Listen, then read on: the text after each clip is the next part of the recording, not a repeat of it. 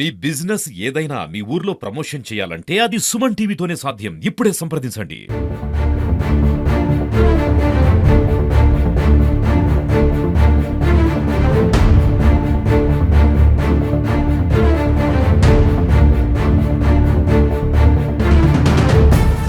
అలాంటి నాగరాజు 36 సంవత్సరాలు ఏదైతే గత డిసెంబర్ 9వ తారీఖున ఏదైతే పోలీస్ స్టేషన్ పిఎంపాలెం పోలీస్ స్టేషన్లో ఒక మిస్సింగ్ కేసుగా నమోదయ్యింది. ఈరోజు శవంగా అయితే కనుక తేలిన పరిస్థితి. 40 రోజుల తర్వాత తన తల్లి మనతో ఉంది. ఒకసారి ఆవిడతో మాట్లాడి మరిన్ని వివరాలు తెలుసుకుందాం. అమ్మ నమస్తే. నమస్తే అమ్మ, ఏం జరిగింది?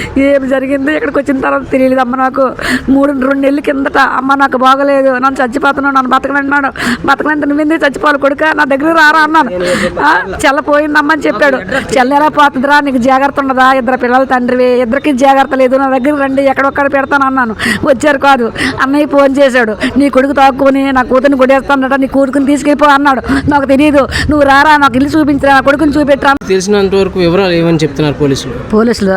మేము నిలుగుతానమ్మా, మేము పట్టించుకోలేదు, మేము నిలుగుతాం, మేము ఇడిగా వేసాము, వాల్ పోస్టులు వేసాము, అబ్బాయి దొరకలేదు అని అన్నారమ్మా.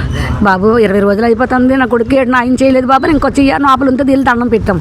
ఆదన గట్టి పెట్టుకోండ్రు, గట్టి పట్టుకొని అప్పుడు మనుషులు నిన్నటి కాడి నుంచి నిలకడము, పేపర్లు వేయడము, ఇడే వాళ్ళు తెమ్మడము చేశారు. నిన్నటి నుంచి ఫస్ట్ నుంచి ఎవరి మీద అనుమానం ఉంది, అసలు ఏం జరిగిందని మీరు? నా కోడల మీద, నా కోడల వెనక, నా కోడల అప్ప మీద, నా కోడలు దానికి బావ మీద నాకు అనుమానం.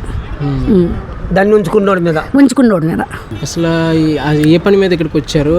అదే అక్కడ సెక్యూరిటీ పని చేసేవాడు. పరవాడ పోలీస్ స్టేషన్ దగ్గరికి 3 లక్షల రూపాయలు పోలీసు వెళ్ళిపోయాడు.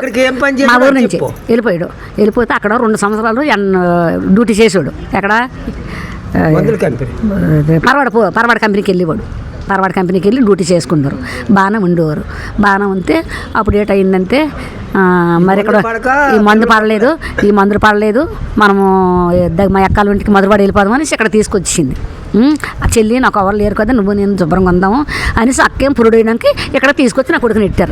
అప్పటి నుంచి నా కొడుకు 2 సంవత్సరాలు అయింది. అప్పటి నుంచి నా కొడుకు మందు ఎక్కువ తాగడము, పిల్లల్ని కొట్టడము, పిల్లము చెప్పినట్టు కొండెప్పడము, నీ బండి ఎక్కి వెళ్ళడము. నా కొడుకు డ్యూటీకి వెళ్ళిపోయిన తర్వాత నా కొడుకు డ్యూటీ నుంచి వచ్చేవాడికి ఎంత దూరాన్ని చూసి మంచం వేసుకొని కప్పించుకొని పడుకుని పోవడము.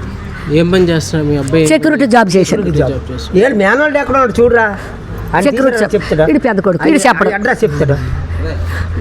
మీరేమవుతారు? తండ్రి. నేను నాగరాజు నాన్న. అసలు చిన్నప్పటి నుంచి ఏ విధంగా ఉండేవాడు? అసలు చిన్నప్పటి నుంచి వాడు చదివాడు, బాగానే ఉండేవాడు. మా ఊర్లో ఉండేవాడు. మా ఊర్లో నుండి వాళ్ళ పాపం చేసుకోను. ఇలా అన్నయ్య మేనగోళ్ళే, దగ్గర పిల్లే ఇంత చేసింది. ఊర్లో 3 నట్లు చేస్తే 5 నచ్చలు ఆయన తీసినాం. అక్కడ చేసిన బాకీలు తీసినాం.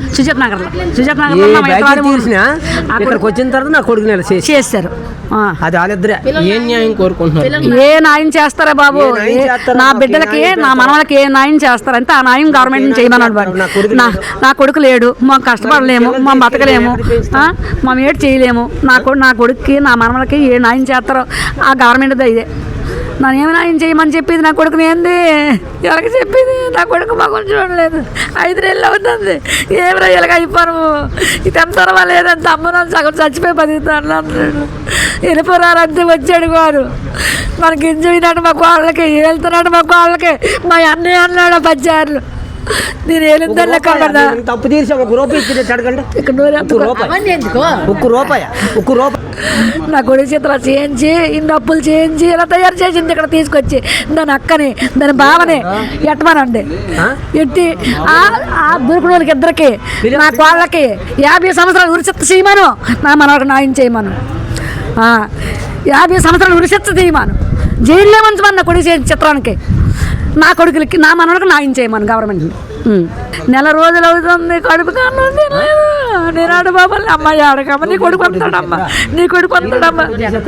అసలు ఇలాగ అంటే ఒక మిస్సింగ్ కనబడట్లేదు అని మిస్సింగ్ ఇచ్చాడని ఒక కేసు పెట్టారు, కానీ చనిపోతాడని ఆలోచన కూడా మీకు? వాళ్ళు తెలివైన వాళ్ళండి.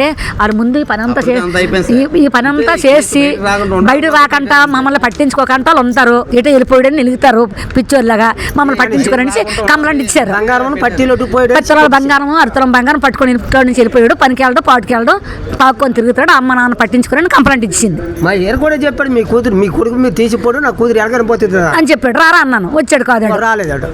రారా నాకు తెలియదు, ఈ అడ్రస్ మాకు తెలియదు. మా మేనడు ఉండబెట్టి ఇప్పుడైనా ఆ చెయ్య గారిని పట్టుకొని నా కొడుకు ఎందుకైనా నేను చూస్తాను బాబు, నా కలతేనే ఆ బుక్ అయినా చూస్తాను బాబు, నాకు చూపించండి బాబు, పిలితే పట్టుకొని లోపలికి వెళ్ళి అడిగితే నా కొడుకు నేటి చేసావమ్మా, ఊళ్ళు చేత చేయించి ఒక్కడైతే సవడు, వీడి మీద పడవ సన్నంగా గోతలాగా ఉంటుంది, ఈ కుర్రోడి కంటే చన్నం, ఆ కుర్రోడి నాకు జిత్తిక్కి ఉంటుంది. ఇంక వీళ్ళిద్దరు ఒట్టుకెళ్ళి ఇంకొక ఇద్దరికి ఇచ్చారట.